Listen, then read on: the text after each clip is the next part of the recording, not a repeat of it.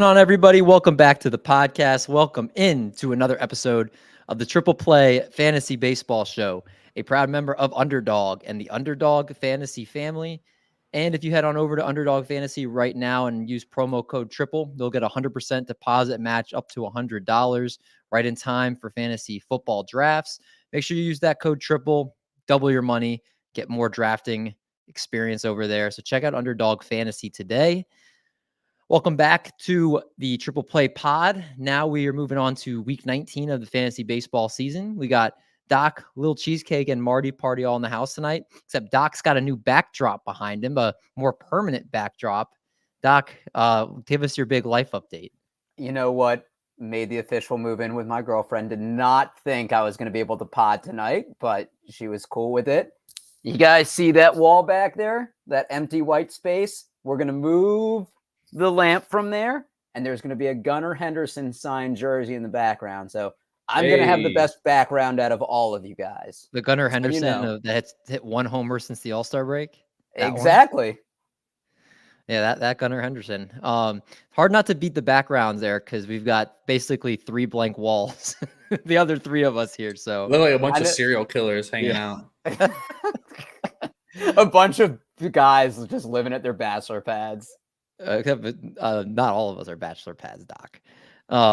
But yeah, we got a fun show planned for tonight, going over some week 19 sleepers, waiver wire pickups, questions about potential players that are coming back off of injury. Should you add them? Should you leave them on the waiver wire?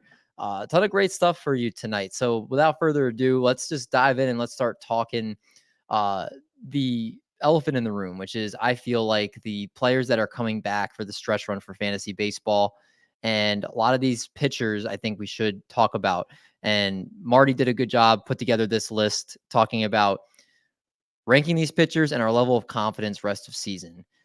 I think we should kick the list off with the only one of these 5 that I feel like we could probably feel very confident about. And maybe I'm speaking just for myself in that. Justin Verlander, Houston Astros, has been on the shelf for a little while. He's coming back to help that Astros rotation that's lost tons of pitchers to injury this season. Or I'm going to go to you first. Is Justin Verlander, if he was dropped, is he someone you're rushing to the waiver wire to go acquire? I would acquire him. I would try to pick him up, but he's not. I think there's potential for him to be a good performer, but he's not performed very well so far when he's pitched so far this season. And I have to say I'm a little bit concerned about, some of the comments he's made in his rehab about how, he's had to really work on his posture to help him throw. And, I think that, he might be nearing the end of his road. He's 41 years old. But if anyone can outperform, what has thus far season been like a fairly high FIP and XFIP, high home run rate. But his ERA hasn't exploded. So like Verlander might be the type of pitcher who could perform well down the stretch, outperform mediocre pitching indicators like FIP and XFIP. I would pick him up just because I think he could be good, but I do have my concerns that he might blow up in your face. He's got a 3.95 ERA on the season, 57 innings pitched, 51 strikeouts, a 1.21 whip. So he wasn't giving you a ton of strikeouts at this point. I know his ERA indicators have actually shown just about, at least his expected ERA being a 3.88. So 21% K rate, which also aligns to what he pitched last season. He's giving up hard contact, not striking out a ton of guys. One could say maybe there's some regression could be put into place here. Only a 25% ground ball rate. Is anybody against adding Justin Verlander, or are you guys kind of like good add? I'm not expecting a ton of him. I'm a little bit worried, and he's pitched 10 games this year, and he's gone at least 5 innings in 8 out of those 10, and the 2 he didn't. He went 4.1 and 4.2. But compounded the neck injury with the shoulder injury he had in spring training. We're now talking about 2 injuries he's had at age 41. I feel better about adding him from the fact that Houston is vying for a playoff spot, and they likely need to get the division because they're not going to get one in the wild card. So it's essentially just them in Seattle, and they're one game behind. But I don't know how much you're going to get out of him. Like, his body, I think, is just really breaking down in front of our eyes. And I mean, I don't think there's any way he goes 6-7 innings. I think you're hoping he goes 3 to 5 and doesn't get blown up the first or second time through the order. I'm a little bit more optimistic on Verls, but not by much. He just came off. Yeah, that's what we call him. We call him Verls here in Detroit. If you guys don't remember, he was a Detroit Tiger before all of the success that he's had. Do you guys really call him Verls, or is that just something you made up right now? No. I mean, no. We've called him that for years. Okay. Verlander. Verls. Yeah. No one's ever heard of that? Verls for the girls. No, I've never heard anyway, Verlander, Justin, his proper name. But no, he just threw a 25-pitch bullpen session at what he said high intensity. He said, quote, "I'm feeling great." So he expect him to be starting a rehab assignment here soon. He'll pitch as much as he can. So if he's able to pitch, he's going to go 6 innings. I think that's just who he is. He won't come out unless he absolutely has to. And this may be his last year. That's not impossible at the age of 41. But yeah, I think he's a high 3s ERA guy that could potentially get you some wins down the road. And of the guys we're going to talk about, he is my number one guy. He's the person who I trust the most, but still not great. Okay. Yeah, I worry about the home runs. I do. I think, like, at this age, he's been a guy the last few years of his career. His home runs have hurt him. I think he's going to be. It's possible his home runs are going to be a downfall towards these last few months. That's my big concern with him. I hope he's healthy. The rehab is this weekend, but that would be my final. My thought is, like, have a guarded optimism is I guess.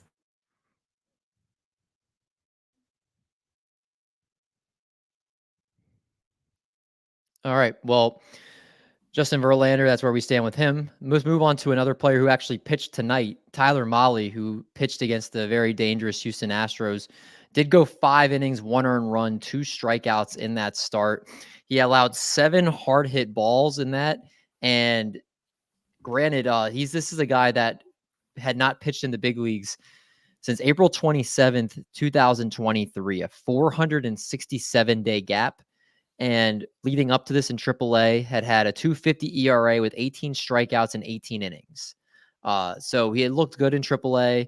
Tonight, only the 2 strikeouts, 7 hard hit balls in the 5 innings. Fastball averaged about 92.2 miles per hour, maxed out at 94.2. A little bit of a decrease since his last time he started in a game. And went heavy fastball, 54% fastball, 22% slider, 22% splitter. I always think of Tyler Mahle as one of the worst trades in Twins history when they sent him, or they acquired him from the Cincinnati Reds, and it always burns me to talk about him. What do you guys think about Tyler Mahle? I'm personally out on him. I don't love him long-term here. I think maybe at best he's a streamer, but I'm not rushing to the waiver wire to add him. Does anybody feel like Tyler Mahle is a must-add? David, I'm with you. I need to see it over a longer period of time. And I understand he played a dangerous Houston Astros lineup. This dangerous Houston Astros lineup doesn't have Kyle Tucker in it right now. So I think we need to kind of temper expectations. And as a whole, the offense has been a little bit colder. But when you don't pitch in almost 2 years, I need to see dominance, and dominance being strikeouts, in order for me to buy in. Yeah, again, 2 strikeouts tonight, 7 hard hit balls in 5 innings. I'm interested in a 15-team league. I mean, that's not groundbreaking since any arm that's pitching, at least starting, you may take a look at. But I am interested in maybe streaming in a 10 or 12 team. So kind of just viewing the next week, see how it all folds out. But the Rangers, they're going to try to make a push. So he's going to pitch as much as possible. So we don't have to worry about his position, especially with Max Scherzer now on and off the IL like that. So I think he's worth a stash in like a 12 team, at least to look at. 10 team, no. 15, yes.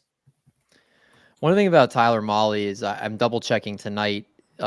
Through 76 pitches in 5 innings, he was also never a super efficient pitcher for when he pitched. So I'm wondering the volume you're going to get from him in terms of, is he going to be able to consistently go 6+ innings? That's one of the things that scares me about him.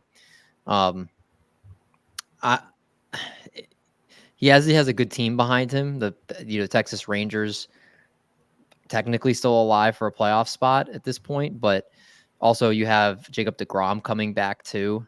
I would expect Scherzer is going to come back at some point. I'm worried that he becomes a long reliever if they get them both back, because I'm thinking about their rotation right now. Cody Bradford also just came back and pitched the other day.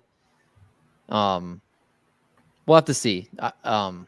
Just again, I think for Doc and I, it sounds like we're out on him. Marty's in 15-team leagues. Art, what about you? I think, I was looking at some of the clips of his pitching when he was in his minor league. His slider looks like it has some pretty good bite to it.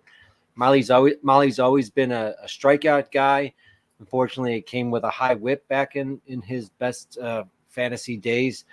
I think that he's going to get the chance to start there. Bradford, I don't know what role they're going to have for him. He's been pitching out of the bullpen since he came back, like in short, like 2-3 inning stints. He just started the other day, I believe. Did he? Okay, Last like 3.2 innings though. Yeah, he didn't. Yeah, that's why I thought he was a bullpen, because it was only 3 innings. But I think, with Scherzer's on the IL with shoulder fatigue, who knows how long that's going to be. They need Mahle. They've really experienced some injury strain on their rotation this summer. So I think if Mahle performs, and coming back from Tommy John, it's always about consistency. It's about control.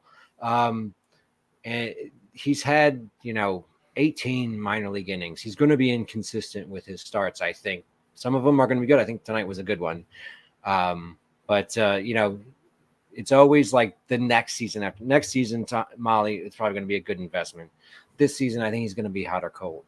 Speaking of investment, this is the last thing I'll say about Tyler Mahle. He signed a 2-year, $22 million contract this year. This year, he's getting paid $5 million. Or $5.5 million. Next year, he's getting paid $16.5 million. So the Rangers, he's starting. You don't guarantee a $22 million contract without. Let me ask you. Are we going to go to the same point here, Doc? I'm wondering if we have the same idea with that. I was going to ask. He plays next outing at Boston on Monday. Would you play him? No, not at Boston. So, Marty's, with that contract, does any part of you think that the Rangers right now looking like this is kind of a year where maybe they don't make the playoffs, or if they do, they're not going to be considered the favorite or one of the better teams like they were a year ago, and having the heavy incentive backloaded part of that contract, that they might play it more safe with him so he can be healthy? Yeah, they could not. Season? If they fall out of it, that's what they will do, for sure. But we're living under the assumption that the Rangers, the defending World Series champion Rangers, are going to at least make a push with deGrom, Scherzer, Mahle. John Gray, how long's he out for? That's a good question. Let me see. I'm checking right now just the AL standings because I want to see. John Gray has a strained groin on the 15-day IL from starting on July 29th. So he's expected to miss about a month. Yeah, great. Yeah, so he should miss a month. So hey, that's 3 weeks of Mahle. Right now, he's going to start. He's going to start, I think. The Texas Rangers are, at this point right now, 8.5 out of the wild card. They're only 5 out of the division, though. It's easier for them to get a division than to get the wild card. That's crazy. Yeah. Yeah, 5 out of the division for the Mariners and the Astros are ahead. So we'll find out quickly. They've played 113 games, so they have 49 games to go, if my math's correct. So we'll find out, I'm sure, very soon, kind of how that starts playing out with the Texas Rangers. Joe Musgrove, another player on this list. I added him in a 12-team league and stashed him on our IL. His season-long stats not great. He has had glimpses where he's had vintage Joe Musgrove outings, but again, he's been on the shelf for the last couple months here. If you look just on the surface stats, 44 strikeouts in 49 innings, a 5.66 ERA and 10 starts, 148 whip, not great. You look under the hood, a 5.98 expected ERA. He's also got a 4.96 expected slug and a 2.92 expected batting average. Both of those are bottom 3% in baseball. So not good. Max EV 115.8 miles per hour, bottom 6% of baseball. So his service stats aren't good. His underlying stats aren't good. Can you attribute maybe some to injury? You could, hypothetically, but he was getting whiffs at a 70 percentile rate. Always has been a pretty decent control pitcher. My question to you guys is, we know what Joe Musgrove can be. Is it worth taking the lottery ticket on him, hoping that he bounces back to being a top 30 to 30-ish starting pitcher? Or if you see him on your waiver wire, is it at this point in the year, he's just too volatile to potentially your ratios if you're chasing a league title here, that is just not worth the ad at this point? I'll speak from. Oh, go ahead, Art. I think Musgrove. Well, Musgrove is his velocity was up in his most recent rehab start. He had been thrown at about 92 to 93. He was sitting 94 to 96 in his most recent rehab start. His fastball had a little good zip to it. and when Musgrove is right, his whip, he has a good whip. I think that ratios, he's a ratio helper if he's right. I think you have to try and pick him up because if his fastball is up, if his arm's feeling good, he's going to be a solid contributor. I think he is a potential top 30 type ad right now. Top 30 pitcher type ad, I should say. I agree with you, Art. I added him in any league that he was out there. Just for the chance to see what he is when he comes back and he's right, because we've seen what he's like when he is. And you also had the fact that Yu Darvish is still on the restricted list right now, and they need pitching. They need their bullpen is lights out, but their starting pitching a little bit left to be desired. And I think you have Michael King, you have Dylan Cease that have been both pitching well. But Joe Musgrove, especially as they make a playoff push, they need him down the stretch. So I do think if he's out there on the waiver wire, I'm with Art. I think you got to take a chance on him. And if he's, he has a couple starts and he bombs, you can always drop him. But this is the type of play where you have to bet on the talent we've seen in the past and then hope that the injury was playing a factor into why he wasn't himself. Yeah, injury is the main reason why Joe Musgrove why he has a 5.98 expected ERA. He had shoulder problems ending last year, and then went the no surgery route, came into this year, and very quickly from Korea on, he did not look like Joe Musgrove. Walking erratic, giving up hard hit balls constantly. But yeah, it comes down to if he's back. I'm not optimistic that he's going to be even 80%. I think that the best Joe Musgrove you'll get is maybe what Verlander will give you. Near a 4 ERA the rest of the year with the decent whip. And that's if he stays healthy, and I'm not convinced he is. Gosh, Marty, you literally stole everything I was going to say. Talking about the injury from last year, he didn't get surgery. It was just kind of rest, somewhat rehab. He got hit in spring training, and there was a lot of concern about that. He has 10 outings this year, and he has more than 5 strikeouts in 2 of them. And I think the Padres have been hesitant to have him go under the knife. And it's just been, you're hurt.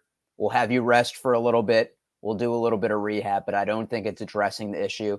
I still think he's more hurt than people realize. He's given up at least 1 earned run in every game he's pitched this year. So you're not getting the ceiling that you did from Joe Musgrove before. But I think to Art and I's point, we were saying maybe the injury had a reason for that. And if his velocity is up, maybe he's overcome the injury somewhat. You also had the fact that we're not talking about drafting Joe Musgrove. We're saying picking him up off the waiver wire, where if you're in a league with no fab, you just have to use a waiver claim. If you're in a league with fab at this point, then, how many minor league pitchers are coming up His- in August, so where you're gonna his velocity's up because he hasn't thrown a pitch in 2.5 months. But let me ask on that point, how many do we know the bullpen session? Like, how many did he throw? He was doing a rehab start. He threw 43 pitches. Okay. 35 of them were strikes. and he did get lit up in that that start. I did see that. so Yeah, let 4 me hits. hit blind resume, a 3-4 record, a 5.66 ERA, a 1.48 whip, 44 strikeouts to 15 walks in 49.1 innings. You wouldn't stream that person or even give them a shot if their name wasn't Joe Musgrove. And I get it because you're thinking we could get Joe Musgrove from the past. I'm just saying, I think that there is a very, very small percentage chance that he doesn't blow up or that Let me he ask you doesn't. this, Eric. If I drop Joe Musgrove in our home league tomorrow, would you put your waiver claim in on him? No, If he was a free agent and you didn't have to use a waiver claim, would you add him? no. Interesting. I'll put a bow on this. I think you have to pick him up in a 15-team league. You're probably going to pick him up in a 12-team league just to see what's going on. Maybe you don't start him. From anything shorter than that, I don't really know. But what makes you think he's going to be healthy if the entire offseason, he had the entire offseason to get better and he didn't?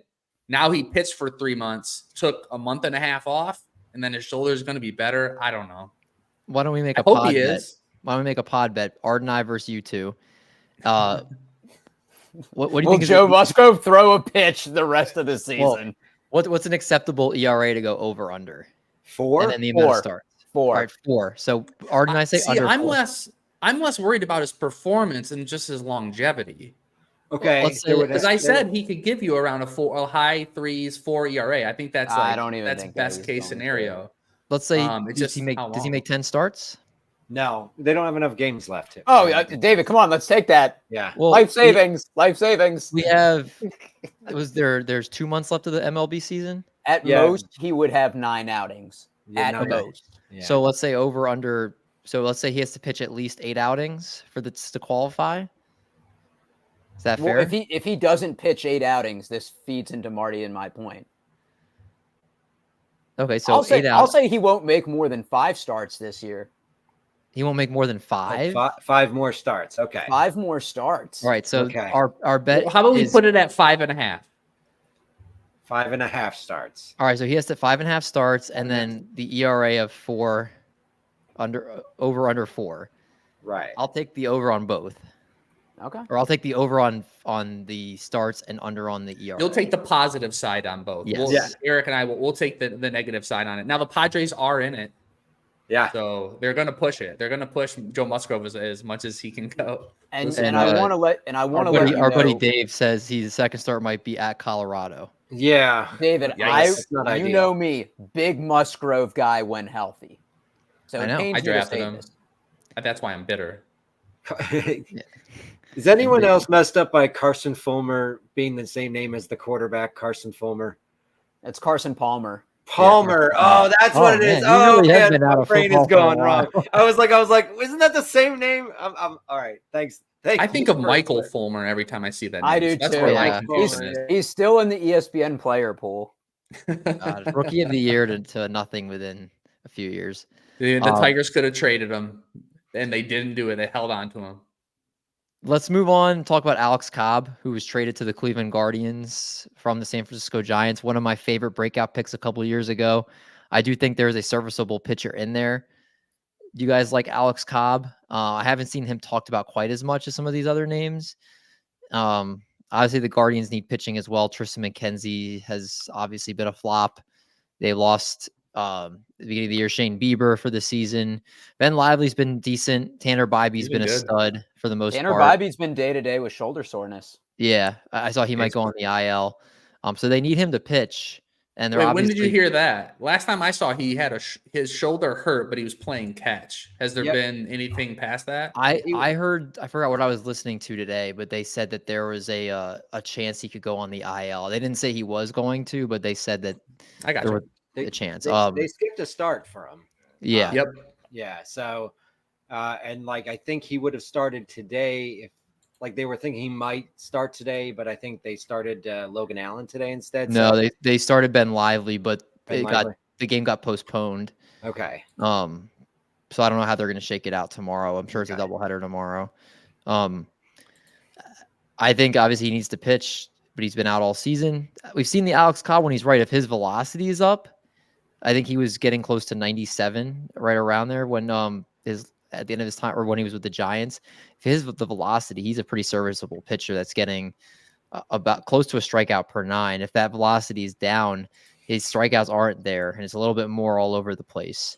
That's what I'd be keeping an eye on is his velocity, because that seems like, as we see a lot of pitchers, like higher velocity means to more whiffs, and it leads to better performance. And sometimes if you lose a couple ticks on your fastball, that makes the rest of your arsenal not nearly as good. So I think that's one thing we should be watching with Cobb. But I think in a 15-team league, he's a good ad.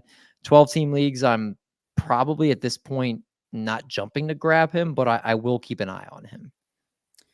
Yeah, velocity and an age 36-year-old pitcher. I don't know. We'll see. He's always been better than any of us have ever thought the last 5 years. So he has that going for him. The Guardians. I disagree. What do you mean? That you've never liked him, or that you did believe in him? I did, because I made a YouTube video about he was the next Kevin Gausman. Touche. All right. Wait, even though he's older than him? Yeah, but I was after Kevin Gausman breakout. It's like his younger in his mind. I got you. I think I only for a 15-team league for me for now. He's actually the most optimistic of everybody that we've talked about tonight. He threw 69 pitches, and the fact that Cleveland traded something to get him makes me feel that there's something more in the tank. I feel like his ceiling in terms of like workload for the rest of the season is the highest out of anybody that we've talked about between Molly, JV, because I'm not going to say his name, and Musgrove. I agree with your point there, Doc. I think, you see that he's already worked up. He's thrown a lot of rehab starts. He's got 23 minor league innings before coming up. He's sitting his last rehab start. He was sitting 93 to 95 with the sinker, 69 pitches. He's the most ready to come in out of all these guys. I think he's going to be starting with Cleveland pretty soon. And like Doc said, Cleveland was able to give this guy a physical. They were able to look at him to see if he was going to be able to contribute. I think he's a pretty solid bet to get innings pitched. 12. I mean, why not a 12? Depending on how decimated your roster is, I'd give him a shot in Cleveland. They're a pretty good squad. We got Mike VA in the house saying, "What's up, boys? What's up, Mike?" He also says, "Doc, rooting for you and Britton to pull out the TGFBI." Hey. Hopefully, you can do that. Got Derek in the house saying, "What's up, boys?" What's up, Derek? And Vinny asks that you say Verlander the proper way. Vinny, I was the one rooting for you to come on the show, and now that you're going to make fun of me, only these three can do it. Just kidding. Anyway, I think it's been really weird for me because I haven't made any YouTube videos for breakouts this past season. I did, the last couple of years. Sean Manaea was one of them, and you guys all laughed at me. And now this guy, he looks like he's a freaking beast. 7 innings of back-to-back double. Like it came a year too late. Then maybe he needed to unlearn the seam shift and wake approach. Maybe that's what messed him up. That's the part we hated on. It was less Sean Manaea. It was more that. And then it was Tanner Houck, him going to be the big breakout. And now Houck was an all-star this year. Maybe real quick on Houck, though. What has happened to him? I think just he's never pitched this many innings. I feel like the fatigue is starting to catch up to him. Yeah, the velocity's down, like a mile or 2 ticks, like a tick and a half. That's not good. Control was really bad his last few starts until this past one. I think he had thrown he threw less than 70% strikes each of his last. I think this is the time to trade him. There's a couple in your home leagues. The trade deadline. Mine's August 8th, which is in 2 days. So hopefully, that can shake things up if you're listening. The Sandlot 10-team league. But yeah, I think he's a good trade candidate for get him off your team. Last point on Cobb. The main reason I brought that up was because my breakouts have been a year later. So if that holds true, then Alex Cobb is going to be a top 30 pitcher the rest of the season. Last pitcher we have on this list to talk about here. Let us discuss Eduardo Rodriguez. Oh, I think he was supposed to pitch today, but then the Yeah. Diamondbacks game got also postponed. I mean, he was, when he was with Detroit, he seemed like he got a second win, and then his Arizona Diamondbacks career has been all over the place right now. Erod, is he somebody that you would pick up at this point? He's also somebody coming off long injury layoff here. I did pick him up, but I don't know what. Maybe I just want to open up. He's not pitched yet. He's thrown a bullpen session. He's thrown a 65 pitch bullpen session but he's never, no rehab assignment. It's bizarre, man. You can't throw him when he pitched. I didn't play him, but I picked him up because I need pitching so badly in one league. What league? Was it a 12 or a 15? Yeah. I picked him up in LARF too, 15-team league. But you know what? I would feel better if I knew how he felt mentally. I can't argue with that. I mean, he did miss that one whole year because of, he's having some troubles there. But it's a shoulder too. He's lat tightness, and then he didn't even start throwing until May. It was like the beginning of the season was shoulder soreness, lat tightness. He didn't start throwing until May. It's near August. I don't know what to expect. Right? He used to be a workhorse. Can I ask you guys a question? And maybe I'm being very nearsighted here. Have the Diamondbacks acquired with heavy money a starting pitcher in free agency and it's worked out? I'm just thinking in the top of my head. Zach Greinke. Was he was a big free agent money at or from Kansas City. Trade? Yeah. From the Dodgers, I think. Okay. I'm thinking of Madison Bumgarner. I'm thinking of right now Jordan Montgomery. Doesn't look good. I'm thinking of Eduardo Rodriguez. They both were this offseason. Yeah. Erod obviously potentially. They always spend. Outside of even Bumgarner. I feel like they always spend after they're good. Like they do like the 34, the 35, the 36-year-olds. It's a small market team, so it makes sense. But yeah, that's quite the trend. Now that you're pointing that out. Did they sign Brandon Webb to an extension and it didn't work out? I think so. I don't remember. I mean, Seth Lugo's working out though. I mean, obviously Zach Greinke was good for them, but I'm like, at what point does a trend start scaring you a little bit? Especially someone that was like injured too. Remember Shelby Miller was the big acquisition from them in a trade with the Braves that became really famous when they and he was obviously flamed out there very quickly. Yeah, Shelby Miller for Dansby Swanson was the trade. Yikes.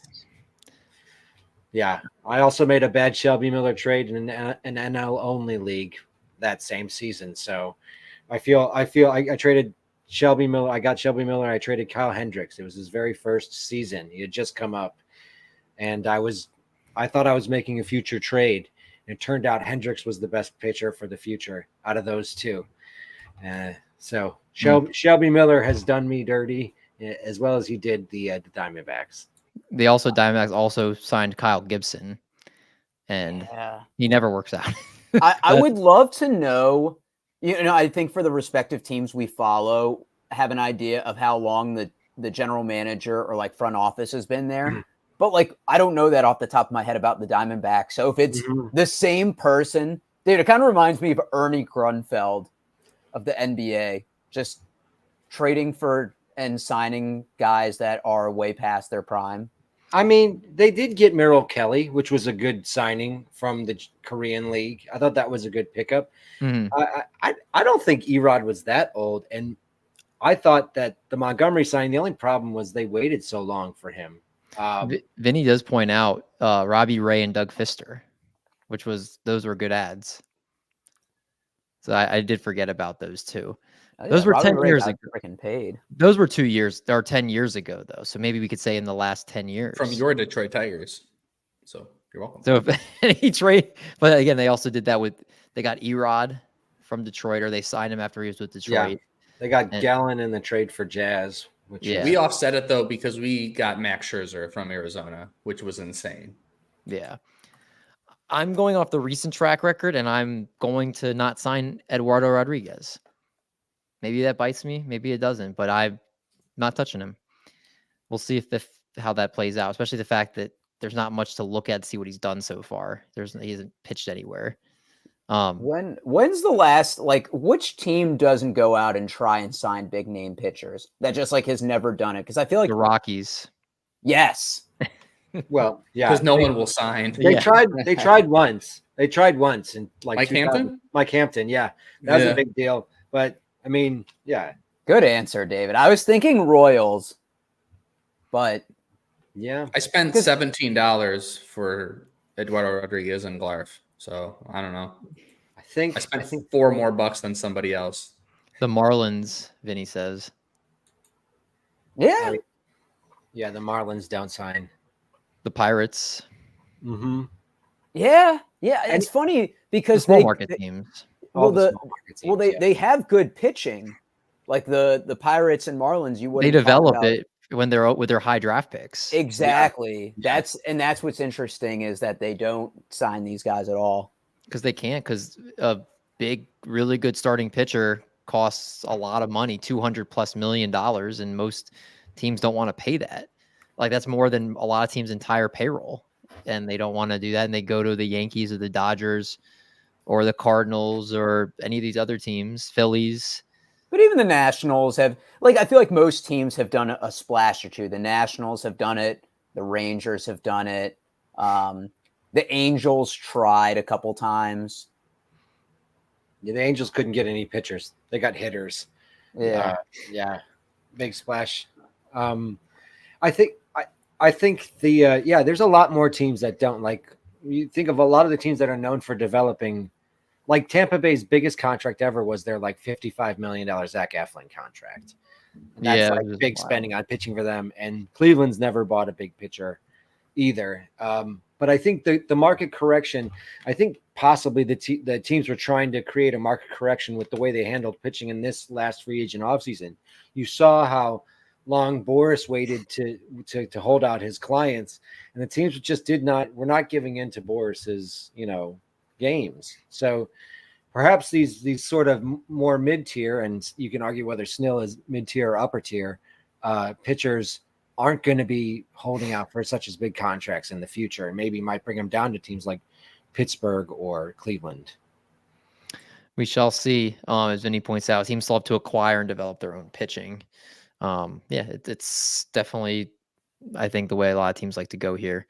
Let's talk about some hitters, though. Ty France, first guy. I was comparing him a week ago. I felt like I don't remember who was, but a lot of people were talking about Will Myers as a potential sleeper in Cincinnati just a year ago. And now Ty France is kind of playing that same position over in Cincinnati, back-to-back days with a home run. Ty France, what are we doing with him? I brought him up because I picked him up as a Seattle Mariner. I overspent on Fab on him, and then I dropped him when he was designated for assignment, only to have somebody else pick him up. And now that he's thriving on the Reds, I do question the playing time, even though he has slot. He's come right in. He's playing every day, but Benson's out. He's on paternity leave, so that he comes in from the outfield, and that can kind of shake up the infield a little bit because a lot of their guys are so versatile. But I think this is another hitter who is in Seattle and he struggles. It's for some reason, it's so hard to hit there. It's hard to see the ball. The strikeout rates are through the roof. And then he comes to like a fantasy land when it comes to hitting. So I think he's a pickup for, I think, all leagues if he's playing. I don't see a reason why not. I was always a Ty France guy, and I think he's always had a good floor. And I think the floor is still there, but now it's a little bit of a higher ceiling with being in a lineup in a ballpark that's better for homers.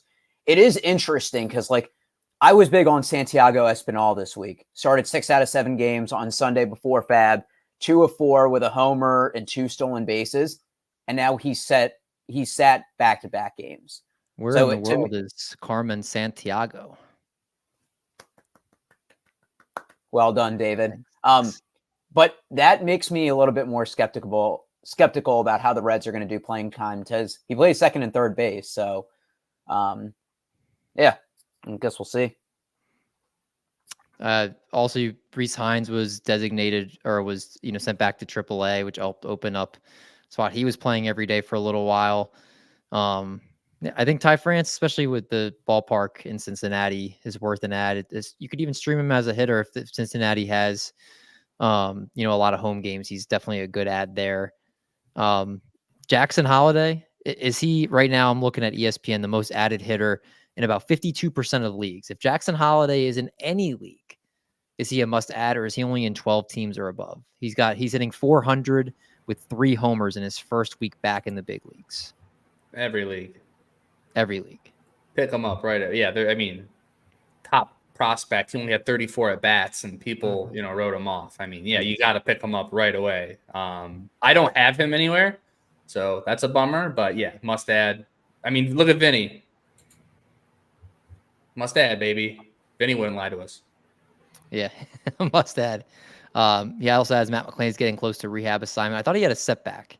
I did too. I want to look that up. As someone that has a lot of money on his under home runs and needs him to literally swing the bat once at the major league level, he had a stress reaction in his rib cage.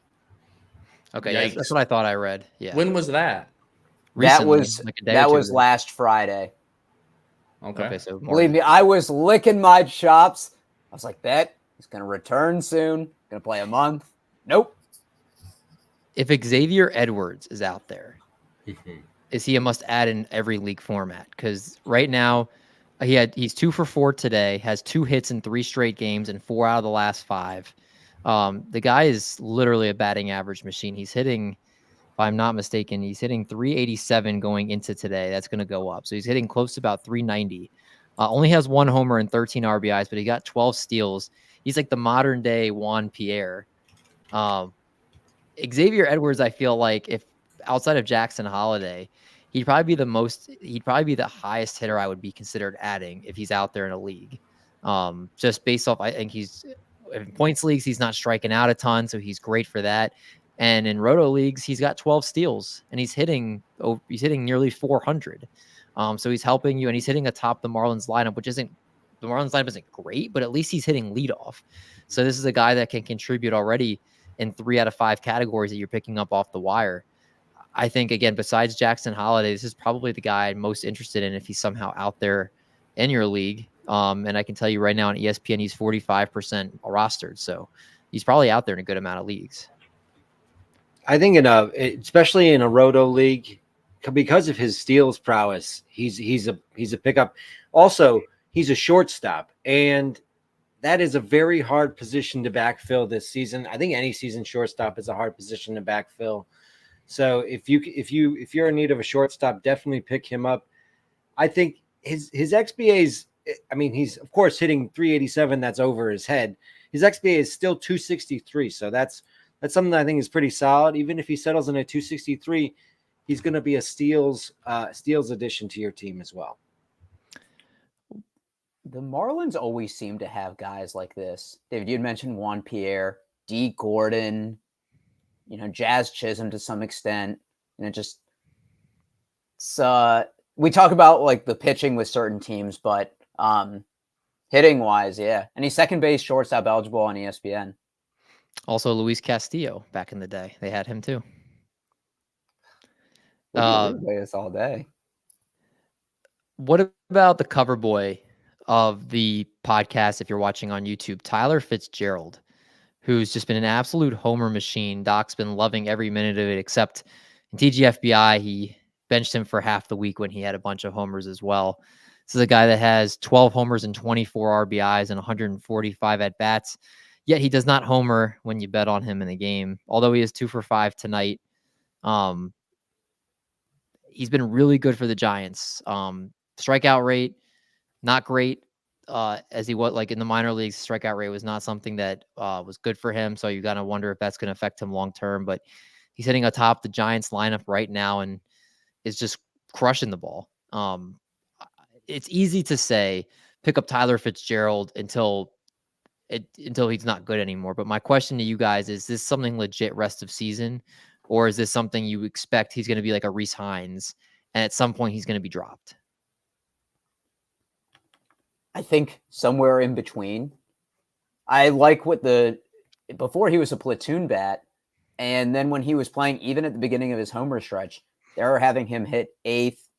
Then they bumped him up to 6th.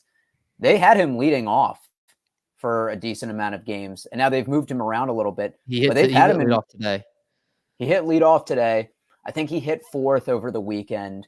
They're putting him in better positions to either score runs and have more plate appearances, or to drive in runs since he's on a homer stretch. So for that reason, and the fact he's shortstop and outfield eligible, I think he's someone that should definitely be a must roster unless he gets on an insanely cold streak. But like what I'm saying to you, Doc, is let's say I see him on the waiver wire right now and I missed out on his 12 home runs. Is this going to be somebody at the end of August? I look back and he's going to be Reese Hines. He's going to be somebody that maybe not necessarily demoted to AAA, but somebody that, or the other Giants player. Oh my God, what's his name? The outfielder. Luis Matos. Thank you. Luis Matos, who was one of the most added players, and then he was demoted to AAA.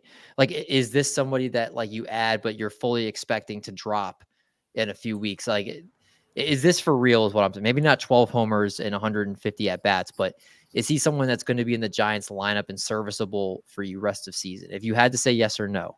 Yes. He has 7 steals also, and I think he would have to do insanely poor to get taken out of the lineup. I think the ceiling that he's shown over the last 2-3 weeks and how hot he can get, the Giants will keep him in the lineup for the remaining 50-something games. I'm worried that we're going to see what happened to Luis Matos, what happened to Reese Hines, what happened to Ben Rice, who I was really big on Ben Rice, and he just stopped hitting. And even with how bad the Yankees lineup has been, they stopped playing him. Even Lawrence Butler, obviously, he sat for the first time since the All-Star break, but he had gone, I think, 6 straight games without a hit until the homer yesterday that he pinch hit and hit a homer with, and had a lot of strikeouts over that time. Like, these players are tricky. They can go super hot and then go super cold, and at some point a team doesn't play them every day. I think it's just one of those things to be aware of. If you miss out on the crazy hot streak, if you can expect that once you pick them up that they're going to give you anything of value after you miss it, and you're kind of like, okay. Ben Rice was never an average hitter though, and remember I told you I was like, he's going to get the plate appearances, but he's going to have a David Fry-like stretch. Tyler Fitzgerald's hitting for average, and I know he has a 30.7 K rate, but he has a 314 batting average. What's his BABIP? BABIP is 395. That's a pretty high BABIP. Obviously there's some room for regression, but his expected batting average right now is all right. You can go while I look that up. I think his zone contact rate is well below league average. I think this is the one thing that's really cool about him is he's one of the fastest players in all of baseball. The speed is real. Makes him a pretty good defender in the outfield, but his strikeouts are going to just start catching up to him. There's no way he's going to be able to hit for this much power. He has a really nice launch angle. He pulls all his home runs. But I do think that he's not like Paredes, who was able to do it for 28 home runs last season. He doesn't have like that contact profile. He's got too much swing and miss. I think it's just going to come crashing down at a certain point. I think this is a hot stretch, and good on you if you picked it up. But I don't think it's the rest of the season. I think he's going to have some real cold stretches. That's my thought. I'm with you, Art. Expected at batting average 274. Above league average.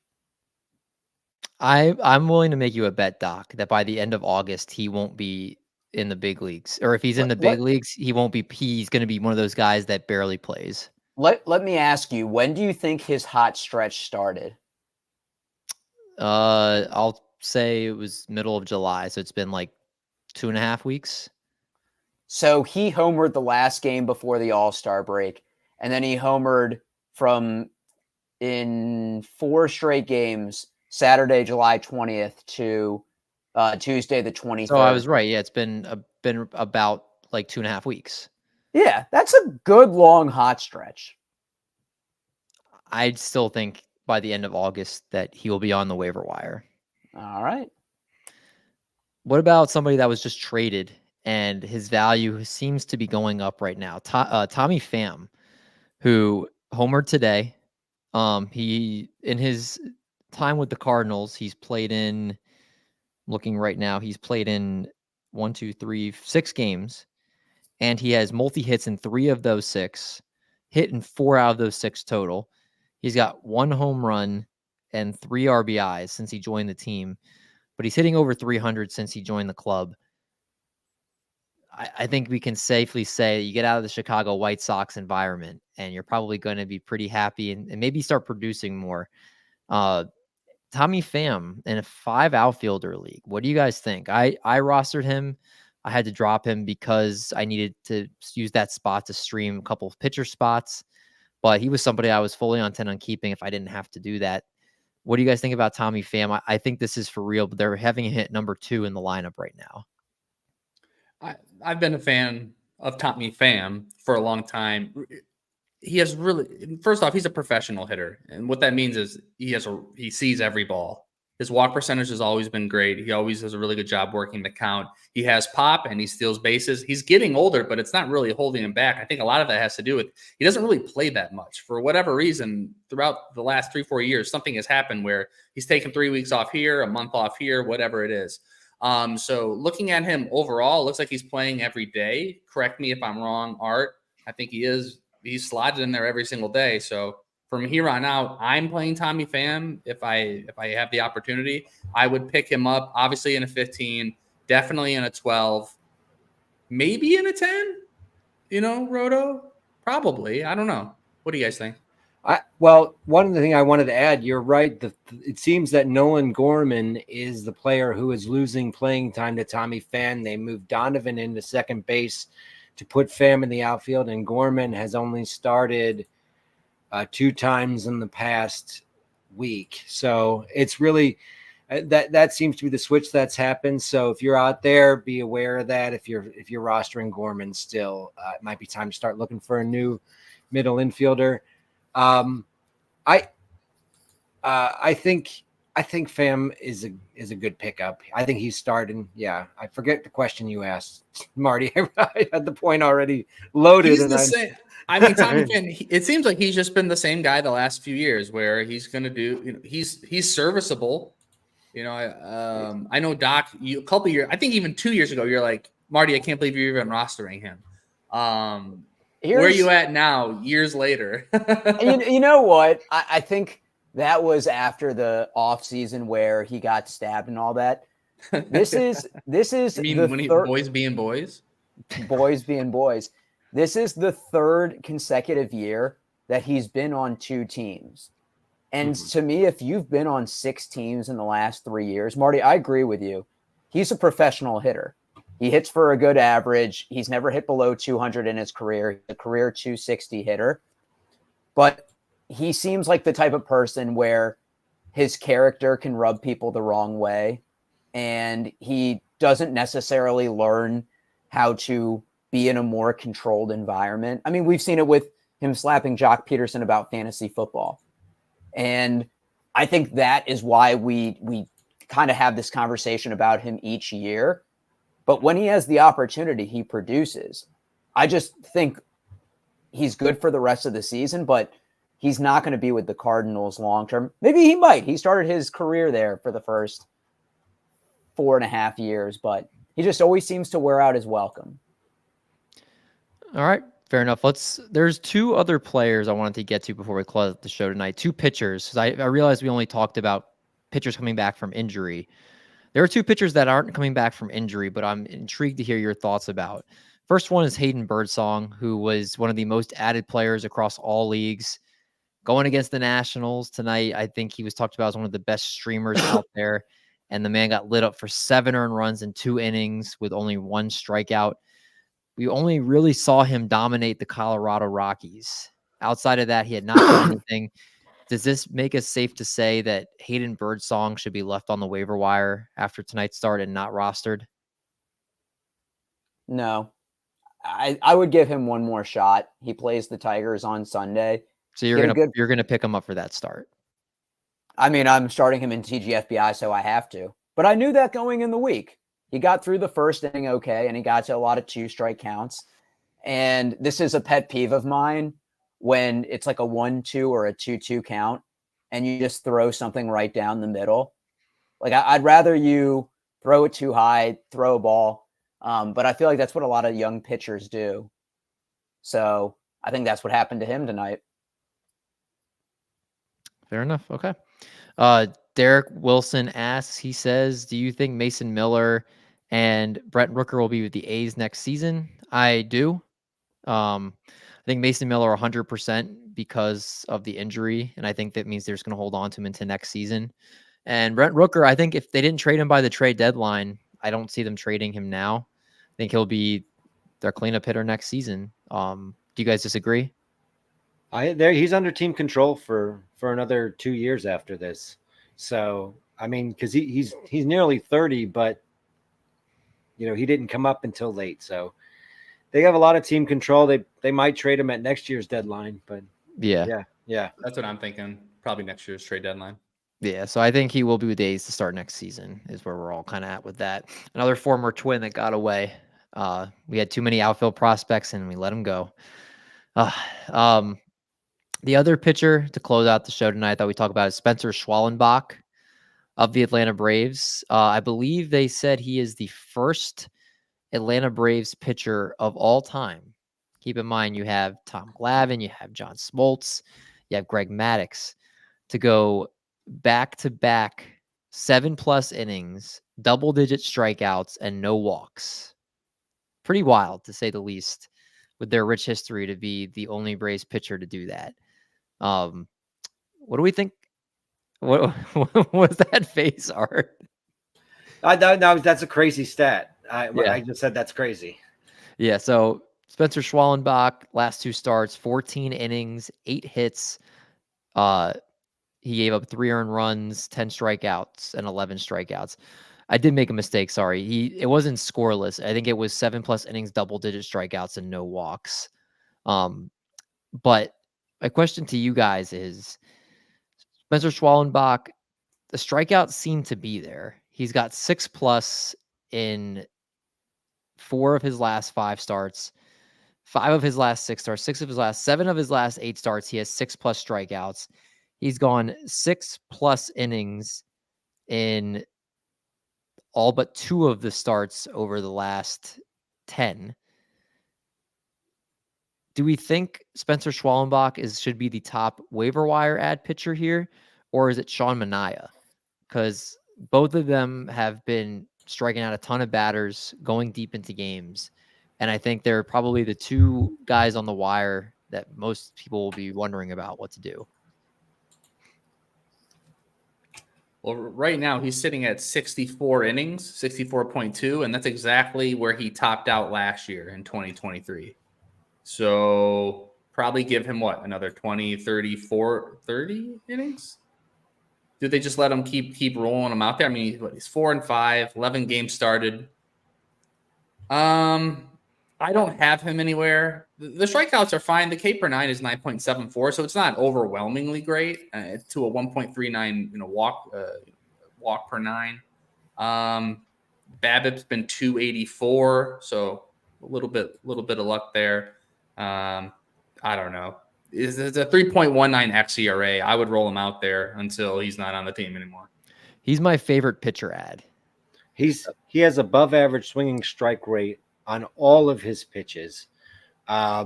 He's except for his sinker, but that's like an under 10% pitch. His splitter, his curve, his cutter, his slider, and the 4-seamer all have above average swinging strike rates. I think, that is very good. I do not know how much they're going to want to push him, but they keep getting injuries again. So, I mean, they just put Reynaldo Lopez on the IL, didn't they? Yep. Yeah, forearm. So Schwellenbach has thrown 64.2 innings, and Sean Manaea has thrown 120. And Schwellenbach started his first game May 29th. So it's a little less than 2-month difference. I mean, you're adding him if he's available. But, David, I'm really on Sean Manaea, and I think it's because he cut the hair. Yeah, I mean, Sean Manaea, if he's just not just throwing sweeper after sweeper after sweeper, and I think he mixes it up a little bit, he can be pretty solid. Both of them obviously are the two most added pitchers across most leagues right now. If you had to choose one, I'm going Schwellenbach. How about you guys? Manaea. I'm looking here. So Schwellenbach, let's look at his next few starts. Good. Schwellenbach at Colorado. Okay. I don't know if you'd love to start him there. Next at San Francisco. I don't hate that. Versus Philadelphia Phillies. That's a tough one. Versus Washington. Washington's been sneaky. Not that bad. And then at Philly again. So that's a tough road. We got Phillies a couple times. We got at Colorado, at San Francisco, and then versus Washington. I don't know if anybody has Manaea's. I don't. Just Jason adds here. Welcome to the chat, Jason. He says Bryce Elder stunk tonight. So another reason why they need Schwellenbach in the rotation. Bryce Elder was not good for them. And you have Chris Sale there. Ooh. Ronaldo Lopez is gone. Yep. Fried is on the IL as well. Fried came back and gave up, I believe, like 5 earned runs against the Marlins, 5 or 6 earned runs the other day in like 3 innings. All right, guys, I'm back. I got Sean Manaea. Oh, nope. Go ahead. Go ahead, Doc. I was going to say, just next one is at Mariners. Yep, at Mariners. Then he goes versus Miami, versus Baltimore, at Arizona, at White Sox. He's got a much better run then. I still think, even with the matchups, I'm going to go Schwellenbach. I really believe in him. You're an upside girl living in an upside world. That's right. Call me basic. David says, I'm not letting Manaea hurt me again. No, that's right. Can't pull him back in. He killed me last year. I made this stamp. I believe it was I think it was with the Palazzo guys. I said Blake Snell is going to be a top 20 pitcher rest of season. I think Spencer Schwellenbach is going to be the best Braves pitcher rest of season that's not Chris Sale. So we should pick him up next season because you're always not good the season you predict. Although the Blake Snell calls. Wait. Who else does he have to go against besides Charlie Morton, who's hanging on by a thread? I mean, you could say Morton. Decimated by injuries. You could say Morton. You could say Fried. You could say. Come on, we know Fried's cook. Okay, I'll say he's going to be better than Sean Manaea rest of season.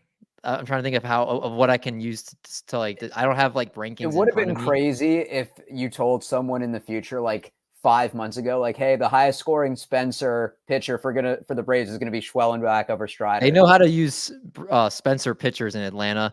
I'm telling you guys on this show, August 6th, that if Spencer Schwellenbach is on your waiver wire and you don't pick him up, you will regret it. Of course. And that's where I'll leave that at that, as he's 36% owned on ESPN. I'm not sure what he's owned on Yahoo, but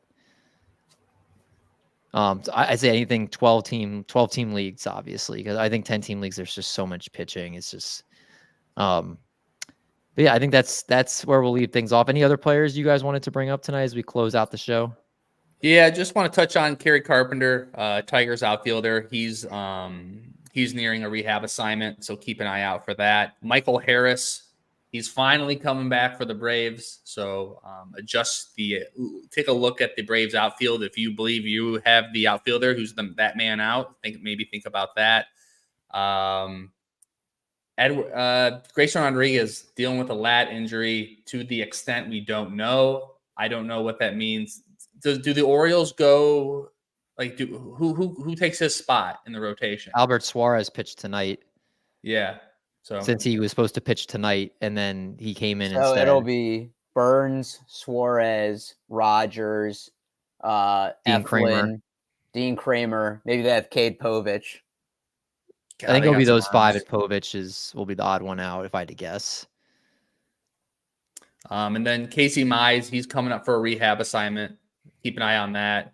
And Mookie Betts might be like a week, 10 days away from Mookie. My TGFBI team would love that. We're top 30, so we're not doing Marty. what Doc's doing. But, no, I'm in 5th now. I saw you were like at 50 a couple weeks ago. We're going different directions. The 2 triple play hosts in the top 30 is a good thing for marketing. So that means just listen to me and Marty's opinion. We are right about Musgrove, and David and Art are wrong. We should look at our. I think they have the average finish that you have, and we should see what our average finishes are. Man, take out Glarf and I'll be fine. I'm 15 out of 15 in Glarf. It's been absolutely brutal. Oh, and Luis Rengifo, pour one out for your homie. Wrist surgery, out for the season. You hate to see it. That's a bummer. Oh man. Well, we appreciate. We have 246 people watching right now, which is awesome. Thank you guys for tuning in. Again, if you guys want to be part of the show in the future, you can join the YouTube stream and leave your comments and questions there, and we can answer them during the show. We love interacting with people as we record here. For those that listen to the podcast, appreciate you guys as well. You guys can check that out on any streaming platform, I believe, except maybe Google Podcasts. I think still the only one that doesn't have us for some reason. But yeah, we'll catch you guys next week for another episode of the show. But until then, for Marty Party, for Doc, for Lil Cheesecake, I'm DMendy. We're going to make like a bread truck and we're going to haul these buns. Talk to you guys next week.